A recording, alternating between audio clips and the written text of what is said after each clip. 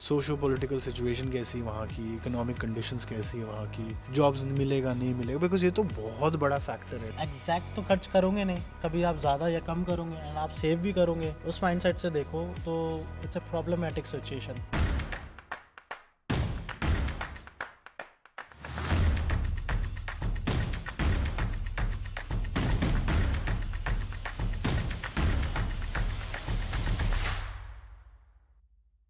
और कैसे यार मैं इस वक्त यूनिवर्सिटी ऑफ ब्रेमेन के कैंपस पे बैठा हूँ और कुछ स्टूडेंट्स के साथ बैठा हूँ जो यहाँ पर पढ़ाई कर रहे हैं। इसकी पढ़ाई ख़त्म हो चुकी है शायद से। अपने बारे में थोड़ा थोड़ा बता दो लोगों को यार। हाँ, मेरी अभी पढ़ाई लास्ट मंथ ख़त्म हुई है। एमबीए कर रहा था मैं, मेरा लास्ट मंथ डिफेंस हुआ है। सो अब मेरा वीज़ा चेंज का प्रोसेस चल रहा है from student visa to job seekers visa. Hi, मेरा नाम भूपिंदर है और मैं मास्टर इन ग्लोबल मैनेजमेंट में मेरा कोर्स है और मैं अभी एज एन वर्क स्टूडेंट काम कर रहा हूँ। लिशाको लॉजिस्टिक कंपनी है उसमें एंड अभी बस सितंबर तक मेरा थीसिस ख़त्म हो जाएगा एंड उसके बाद फुल टाइम का ऑप्शन मेरे पास है नहीं है, वो 6 महीने बाद पता चलेगा। तो ये अभी तक की स्टोरी है। हाय, मेरा नाम विमल है। मैं करंटली स्पेस इंजीनियरिंग कर रहा हूँ। करंटली इंटर्नशिप मिली हुई है रॉकेट फैक्ट्री, जो करंटली न्यू स्टार्टअप है एंड वो करंटली एक रॉकेट लॉन्च करने वाले हैं सून। डेट मुझे पता है, नहीं बता सकता, सीक्रेट है। But I am currently rocket engineer, so working as internship और प्रैक्टिकम। वाह यार, तो मेरे को लाइक जेन्युइन बताओ, लाइक जो भी तुम्हारे दिमाग में है, जो आपका क्या सिनेरियो चल रहा है इधर। तुम अभी एमबीए ग्रेजुएट हो चुके हो,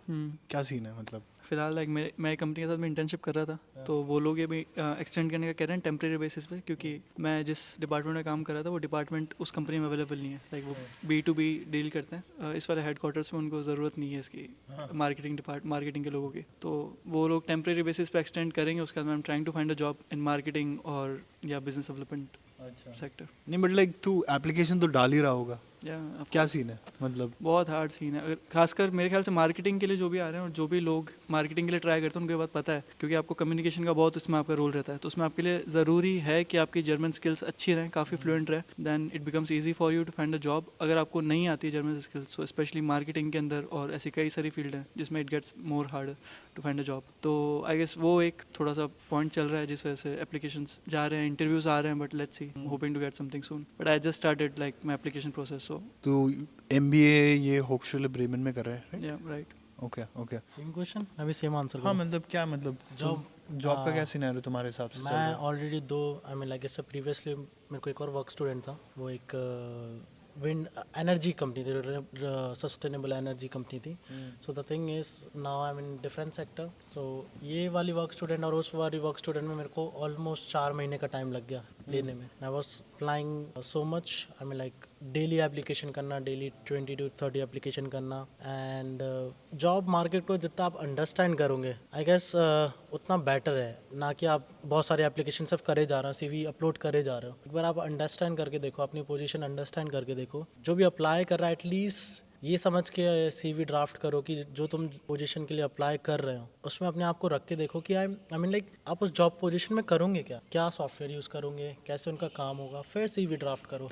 एंड अगर आपको सीरियसली ड्राफ्ट करना है एंड जब उनकी रिक्वायरमेंट्स फुलफिल होंगी, ऑफ कोर्स आप 100 एप्लीकेशंस में आपका सिलेक्शन होगा, जो कि मेरा भी हुआ है। मेरे को 2 इंटर्नशिप मिली हैं एंड काफ़ी बार भी मेरे सिलेक्शन हुआ है जिसमें मैंने इंटरव्यू दिए हैं। तो मेरे को एक कॉमन चीज़ तो समझ में आई कि जब उनकी रिक्वायरमेंट फुलफिल हो रही है, उनको लग रहा है कि यार कि ये बंदा एटलीस्ट हमारे लिए एक प्रोडक्टिव रिसोर्सफुल बंदा रहेगा, देन ऑफ कोर्स आपके सिलेक्शन के चांस ज़्यादा रहेंगे। एंड ऑफ कोर्स जब आपको जर्मन नहीं आती है तो आपका जो जॉब अप्लाई करने का जो जॉब्स हैं वो बहुत कम हो जाती हैं, राइट। सो वो फिल्टर हो जाती है। तो जैसे मैं अपनी सिचुएशन डिफाइन करूँ तो मेरी जर्मन इतनी अच्छी नहीं है, B1 तक मेरे को आता है, बट आई थिंक वो भी कंसिडर नहीं करा जाता है। You are in a management field, और जैसे मैं भी, हम दोनों सेम कोर्स में एंड मेरा भी डिजिटल मार्केटिंग में एज ए मैनेजर हूँ। मैं भी कम्युनिकेशन मेन चीज़ है जो हमें करना ही पड़ेगा, हमें डील करना ही पड़ेगा क्लाइंट्स के थ्रू, एंड उसमें जर्मन कहीं ना कहीं यूज़फुल होगी। इवन दो आपकी कंपनी की लैंग्वेज इंग्लिश है, जो कि मेरी कंपनी की लैंग्वेज इंग्लिश है, बट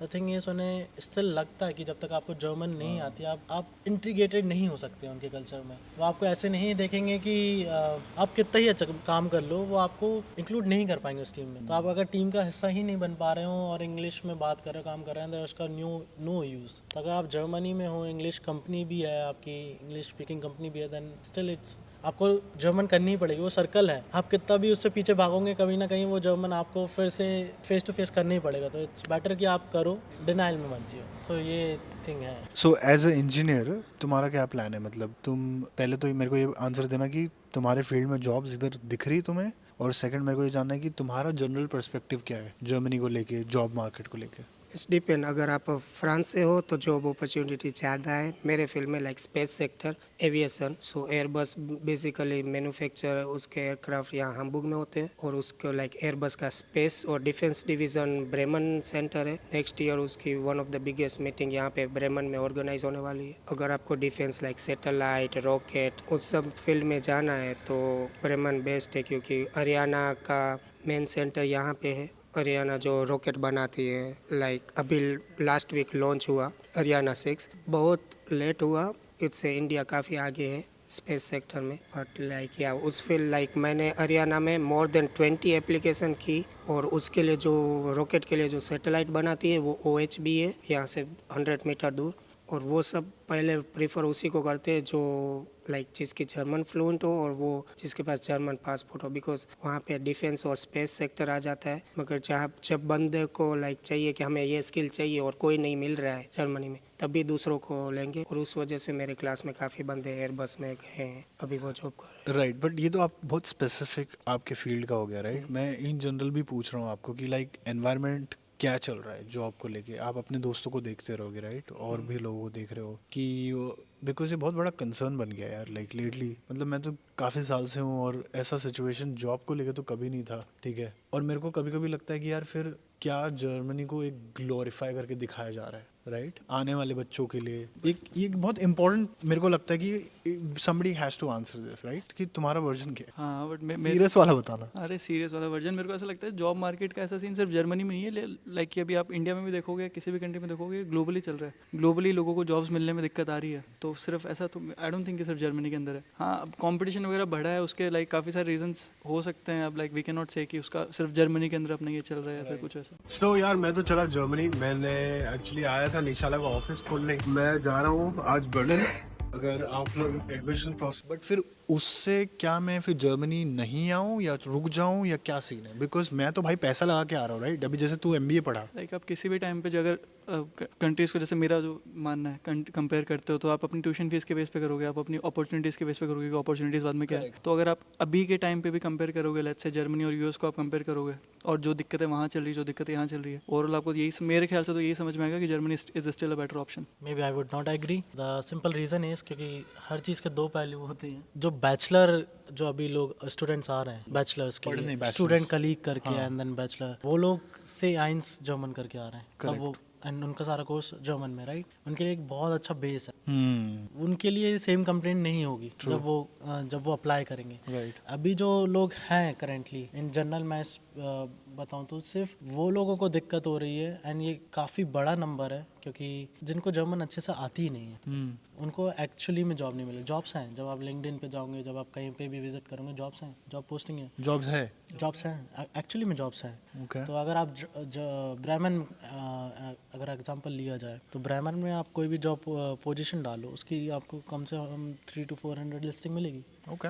एंड अगर 3 to 4 लिस्टिंग है तो इट्स 300 आप पे अपॉर्चुनिटीज़ हैं, राइट? द थिंग इज आपको क्यों नहीं मिल रहा है? कुछ ना कुछ कमी होगी आपके CV में, अगर पर लोग वो ही फिगर आउट नहीं कर पा रहे हैं। एंड आई वुड से कि बहुत इजी बोलना है, बट स्टिल जर्मन एक बहुत बड़ा फैक्टर है। एंड क्योंकि लोग जिनको नहीं आती है इंग्लिश के लिए अप्लाई कर रहे हैं, एंड इंग्लिश जॉब्स बहुत कम है, देन फिर उनकी फील्ड के लिए सर्टेन फील्ड है, जैसे मैं मैनेजमेंट में हूँ तो मैं मैनेजमेंट जॉब्स के लिए अप्लाई करूँगा, और उसमें भी एक स्पेसिफिक फील्ड अप्लाई करूँगा, marketing let's suppose, and then मेरे को सिर्फ इंग्लिश आती है, मैं इंग्लिश जॉब्स के लिए अप्लाई करूँगा। तो see the sample size that I am applying for the jobs, so बहुत कम हो जाता है, हैंडफुल ऑफ जॉब्स हैं। अब उसमें कंपटीशन इतना ज़्यादा है कि ऑफकोर्स नहीं मिलेगी जॉब ऐसे, तो कमी आप में ही है। तो जब तक आप एक्सेप्ट नहीं करोगे कि नहीं है, एंड आप कंप्लेन करोगे, तो जब तक उसका कोई सॉल्यूशन नहीं निकलने वाला। क्योंकि जब एक स्टूडेंट डिसीजन लेता है बाहर जाने का, राइट, तो ये सारे फैक्टर्स देख रहा है, वो देख रहा है कि भाई सोशो पॉलिटिकल सिचुएशन कैसी है वहाँ की, इकोनॉमिक कंडीशंस कैसी है वहाँ की, जॉब्स मिलेगा नहीं मिलेगा, बिकॉज ये तो बहुत बड़ा फैक्टर है, राइट? कि भाई मेरे को वापस आना पड़ गया तो विदाउट जॉब, ठीक है। इकोनॉमिकली देखूँ तो मैं 2 साल पहले आया था जर्मनी, एंड इन्फ्लेशन काफ़ी ज़्यादा हुआ है। आप चीज़ों को कुछ भी कंपेयर करोगे तो आपको समझ में आएगा प्राइस डिफरेंस कि कितना कहाँ बढ़ गया है। And even rent wise, health insurance wise and सब कुछ इंक्रीज़ हो ही रहा है, और ऐसा नहीं है कि स्टेबल हो गया, वो हर साल बढ़ रहा है। सो I was living in a student apartment. I was paying around 265 euros, and now I'm paying 310. So it's almost increase in 2 years. जो कि एक स्टूडेंट अपार्टमेंट के लिए इतना बढ़ना बहुत बड़ी बात है। अगर देखा जाए स्टूडेंट एंड वर्क काफ़ी मुश्किल होता है, एंड ये due to COVID, due to lot of war and ये सब सब टुगेदर एक साथ आ गया, मल्टीपल फैक्टर्स है। आप देखा जाए तो जर्मनी की इकोनॉमी इंपोर्ट एंड एक्सपोर्ट पे बहुत ज़्यादा डिपेंडेंट है, क्योंकि एक मेन बिजनेस यही है यहाँ का। तो एंड मैं अभी लॉजिस्टिक कंपनी में, मेरे को न्यूज़ मिलती रहती है कि ये हो गया है, वो हो गया है, इसकी वजह से जो शिपिंग की जो लाइन है वो डिस्टर्ब हो गई है, तो उसके वजह से काफ़ी प्रॉब्लम्स होती हैं, काफ़ी लॉस होता है। एज ए लॉजिस्टिक सेक्टर में बोलूँ तो क्राइसिस में, सिचुएशन क्राइसिस, जैसे ग्लोबल क्राइसिस, एंड इस सिचुएशन में ऑफ कोर्स कंपनीज हायर नहीं करेंगी। ठीक है। मेरा एक क्वेश्चन है, गवर्नमेंट बोलती है आपको कि आपको पर मंथ 934 यूरोस आपके अकाउंट में चाहिए एज अ ब्लॉक्ड अकाउंट।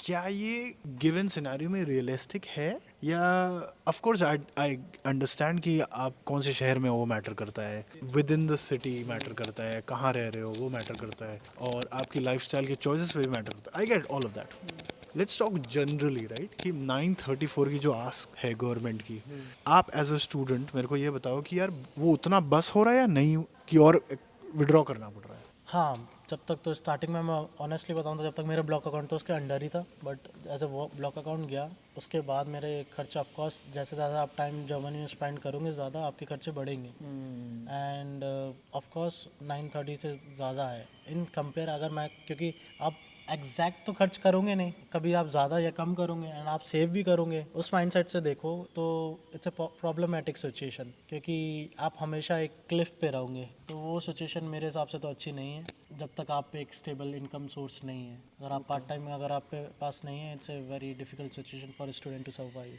तो आपके हिसाब से भी 934 इनफ है, या आपको लग रहा है कि यार गवर्नमेंट को बढ़ाना चाहिए? गवर्नमेंट को कम करना चाहिए, कम करना चाहिए? क्योंकि प्रॉब्लम ये है ना कि फॉर एग्जांपल मैं लोअर मिडिल क्लास से आता हूँ, ठीक है। मैं आता हूँ कच्छ से, और कच्छ में लाइक आप बोलो कि 10 lakh rupees like it's too much. With 10 lakh we can buy our own house in my region. But यार गवर्नमेंट तो ये भी बोल सकती ना, आप अब्रॉड जा रहे हो, आप ऐसे ही तो यूएस जाओ तो पता नहीं लोग जमीन गिरवी रख के जा रहे हैं। आपको तो यहाँ ट्यूशन भी नहीं लगी, राइट? आपको ट्यूशन फीस नहीं लगी, राइट? नहीं, मुझे सेमेस्टर फीस है 350 अराउंड, हाँ, बस वही है। वही मैं कह रहा हूँ कि तो आपके हिसाब से मेरा क्वेश्चन ये है कि क्या गवर्नमेंट को ब्लॉक्ड अकाउंट की जो अमाउंट है वो बढ़ानी चाहिए गिवन द करंट खर्चे? नहीं, उनको नहीं बढ़ानी चाहिए, क्योंकि 934 is maximum enough even in the centre of Munich, because Munich के सेंटर में भी मैंने वहाँ पे 2 मंथ के लिए एक स्टूडेंट वोनहाइम रेंट पे लिया था। 410 था,